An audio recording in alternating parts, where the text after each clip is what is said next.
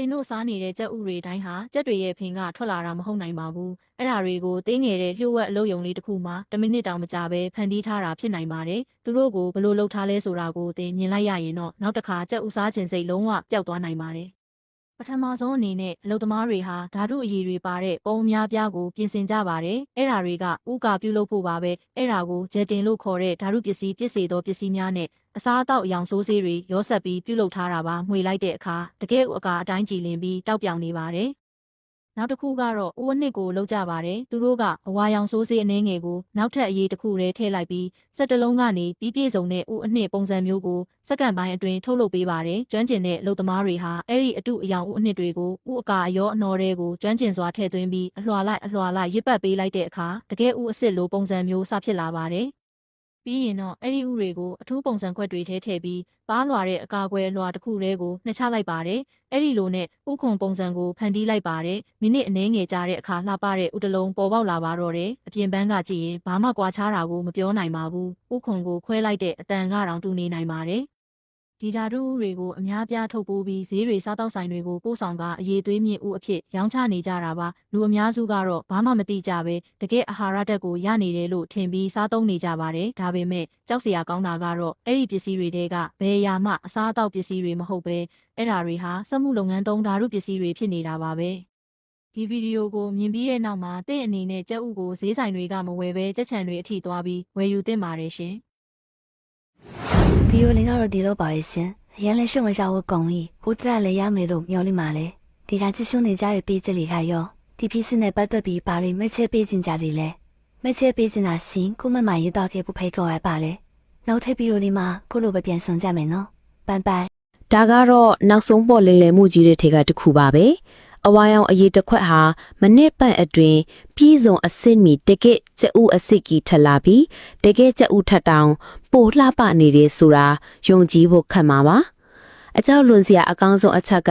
ကလူအများစုက organic ကျဥဆိုပြီးဈေးကြီးပေးဝယ်ကြပေမဲ့အတွဲမှာတော့ကျဥအစစ်ရဲ့အရေးအယောင်မပါကုန်ကြစအီးကလေးတပြားကချက်စားလို့ပဲရှိတာပါပဲဒီလင်လေမှုရဲ့ show ဝက်ချက်မှာformula စက်ယုံများတွင်ဓာတုဆေးရည်များရောဇက်ကကျအုပ်အနည်းအကာကိုအပြည့်အဝတုပထုတ်လုပ်တဲ့အနည်းရည်ထဲပြီးနောက်အကာလီကိုဖြင်းစွာလောင်းထက်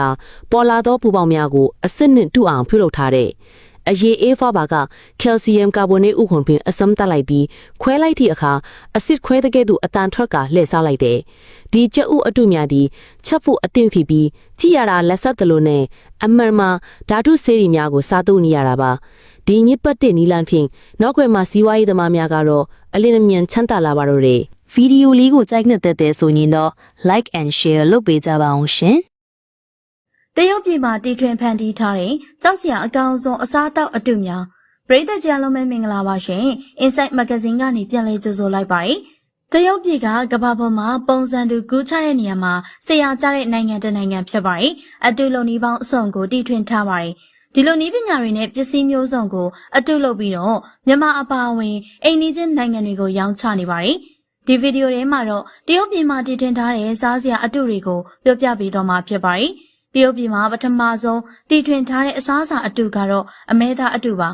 ါတရုတ်ပြည်မှာကျွဲနွားတွေကရှားပါခြင်းနဲ့အတူအမဲသားဈေးကလည်းရွမ်160ကနေ180အထိကျတဲ့ပါတယ်။ဒါကြောင့်တရုတ်နိုင်ငံမှာစီးရဲသားတွေကအမဲသားမစားနိုင်ကြပါဘူး။ဒါကြောင့်လည်းအမဲသားအတုလုပ်ဖို့နီးလန်းကိုတီထွင်ကြံစခဲ့ကြပါတယ်။အမဲသားအတုလုပ်ဖို့အတွက်အခြေခံကုန်ကျန်းကတော့ဝက်သားနဲ့ဘဲသားဖြစ်ပါတယ်။ဒီအသားတွေကတရုတ်နိုင်ငံမှာဈေးအပေါ်ဆုံးအသားတွေပါ။အမဲသားအတုကိုတော့ဝက်သားဘဲသားတို့ကိုရောဆက်ပြီးခါမိုင်းနိုက်ထရစ်စားတဲ့ဓာတုဆိုးဆေးတွေအမဲသားစစ်စစ်ရဲ့အနံ့အရသာတွေပေါင်းဆက်ပြီးတော့ပြုလုပ်ထားတာဖြစ်ပါတယ်။တရုတ်ပြည်ကထုတ်တဲ့အမဲသားအတုတွေကအမဲသားစစ်စစ်ရဲ့အနံ့အရသာတာမကပုံစံမှာတထရရဲတူနေပါတယ်။ဒီအမဲသားအတုတွေကိုတော့ဟော့ပေါ့ဆိုင်တွေကအများဆုံးအသုံးပြုကြတယ်လို့ဆိုပါတယ်။နောက်ထပ်တရုတ်ပြည်ကကြောက်စရာအကောင်ဆုံးအစားအသောက်အတုကတော့ပလတ်စတစ်ဆန်အတုပါ။တရုတ်နိုင်ငံအပါအဝင်အာရှနိုင်ငံတွေတော်တော်များများမှာဆန်ကအဓိကအခြေခံစားစရာဖြစ်နေပါတယ်။ဒီလိုဆန်ကအရေးပါခြင်းနဲ့အတူတရုတ်နိုင်ငံမှာစားလို့ရတဲ့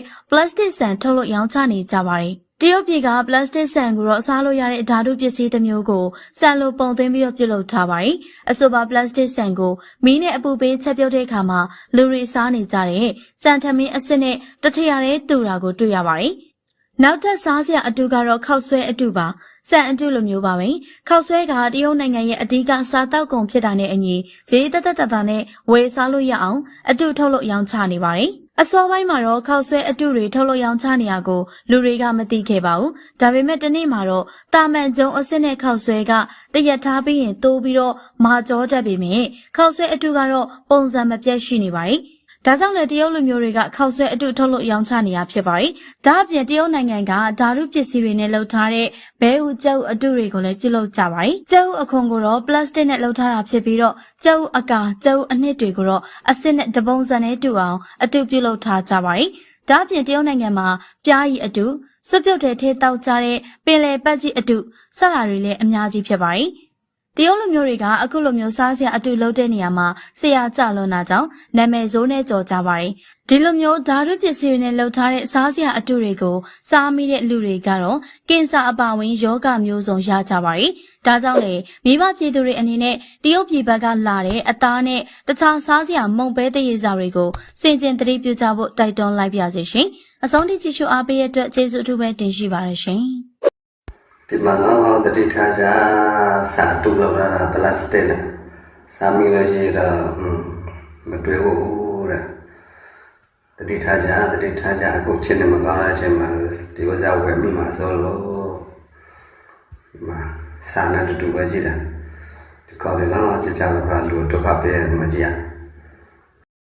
ဒီမှာကြည့်နော်ဒီမှာကြည့်ဟောင်းတော့စိုးပြက်နေတဲ့ရွက်ကဘယ်လိုဖြစ်လာလဲမကြည့်ဆေးဘူးနော်နောက်ကဆေးဘူးကြည့်အဲ့မှာဆေးဘူးဒီပုံးထဲမှာရေးနဲ့ရောပြီးမှတော့ကြည့်စိန်လိုက်တာဒီမှာကြည့်နော်ဒီမှာကြည့်ပြန်ကြည့်ကြည့်မြုံနိုင်စရာပဲညာဒီမှာကြည့်အနောက်ကဆေးဘူးအဲ့ဒီပုံးထဲမှာရေးနဲ့ရောပြီးမှအဲ့ရွက်ကိုအဲ့ဒါစိန်လိုက်ရင်ဒီမှာကြည့်တေသွားတဲ့အရွက်တော့ပြန်ပြီးရှင်းတာလားဒီမှာကြည့်အမျိုးတို့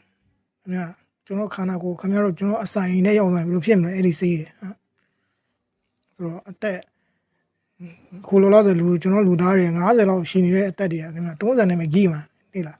30မကျော်ဘူးဒီဆေးနေမကြည့်ငေါင်းလည်းထိုးတယ်ပေါ့နော်ဆေးထိုးတယ်မကြည့်ဒီကောင်ဆိုလို့စေးတာဖျားလို့ပေါ့နော်မကြည့်များတာပေါ့နော်မကြည့်မကြည့်အဲ့တော့ရှိုးလိုက်ကြည့်မီးရွာလောင်ထလောင်မကြည့်လောက်အောင်တင်များလိုက်နော် exit တွေငါလည်းပါထူးအောင်လေနော်ဆေးခုနဆေးပေါ့နော်ခုနဆေးခုနရွက်စိန်နဲ့ဆေးဒီမှာကြည့်အဲ့တော့အကောင်နဲ့စိန်လိုက်တယ်မလားတနေ့လောက်ခါနေလို့လည်းကြည့်ဒီကောင်ဆိုလို့ပြတ်နေပြီအဲ့ကောင်လေးဒီကောင်ကြည့်ဆေးပေါ့နော်ဒီမှာကြည့်ဒီကောင်လည်းပါထူးအောင်အခုတို့များဗျာတတိရှာကြပါဒီမှာကြည့်ပြင်ရဖွယ်စားမယ်လှနေမှာကြည့်ဒီကောင်လေးတော့ကြည့်တလားလောက်ခါနေဟိုနှစ်နှစ်လောက်ခါလုံးနေမှာကြည့်ဆေးပေါ့နော်တည်နေတဲ့ရွက်တွေအသီးတွေလည်းပြန်ရှင်းတောင်လုံးနေမှာကြည့်နားစရာကောင်းတယ်ဗျာမျိုးတို့ Oh my goodness, is this food even edible? Everyone, come and take a look. You might not know this. This baldy of mine now brings a produce scanner to the market. Look, all the veggies I bought are A+. How do you even read this thing? Take this pepper, for example. Look when you shine the light on it. If there are no spots, it's good. If it's spotty, it's been treated with preservatives. Like meat. See, this one's been messed with. See those blue spots when you shine the light? It's scary, but this one doesn't have any. And eggs. A lot of genes are for antibiotics. Oh boy, if you see spots all over the eggs, let me tell you what this does. What can it detect? It detects fruits, veggies, meat, seafood, eggs, any unprocessed, all-natural food. It can scan it. There's a charging port in the back, so you can charge it directly. Comes with a data cable in the box. Like cabbage, many sellers use things to make it last longer. What do they use? Blue vitriol, Bordeaux mixture, some preservatives. Let's look at the cabbage on the left first. Let's take a look together. See, a perfectly good cabbage, but when I shine the light on it, a layer of blue fluorescence appears. Fluorescent substance. What is this stuff? It's cabbage soaked in blue vitriol and Bordeaux mix. This kind of cabbage, we can't eat. We can't buy it. Let's look at the cabbage on the right. When I shine the light on it, there's no fluorescence. It's the color it should be. This cabbage is natural and safe to eat. That's how we check cabbage. Can we test fruits too? Yes, we can test fruits. How do we test apples? Let's look at the apple on the left. See, a perfectly good apple, but when I shine the light on it, did you notice? A layer of blue fluorescence appears. Fluorescent substance. Right. What is this stuff? It's been waxed. An apple with added color.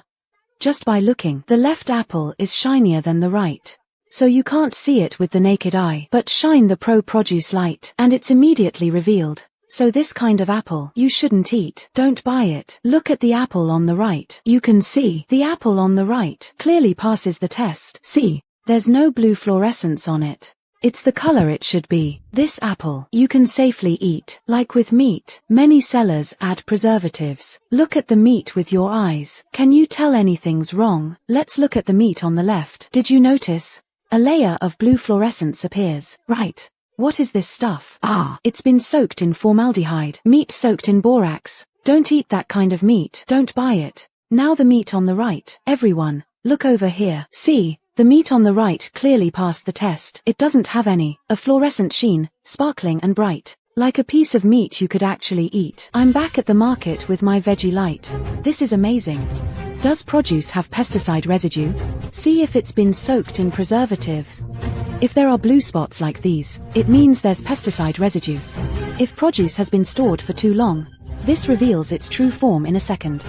It's not expensive. For the health of your family, you must have one at home. You'll feel better buying groceries. Folks, this vegetable detection light just arrived. I can't wait to test the scallions I bought. I shine the light, and look, I'm really shocked. I thought the scallions were fine, but they're covered in fluorescent spot. I saw someone test garlic sprouts before. That was especially scary. And the green beans. I don't have other vegetables today. I'll test more for you tomorrow. The effect is more obvious with the light off. Then I tested the ginger at home. Found the ginger, it didn't have any. Then I tested, just had these chili peppers. The peppers didn't have anything either. I'll buy some bok choy and crown daisy. I think this light is very useful. If you need one, it's best to have one on hand. I'll take this little light to the market. Check before you buy.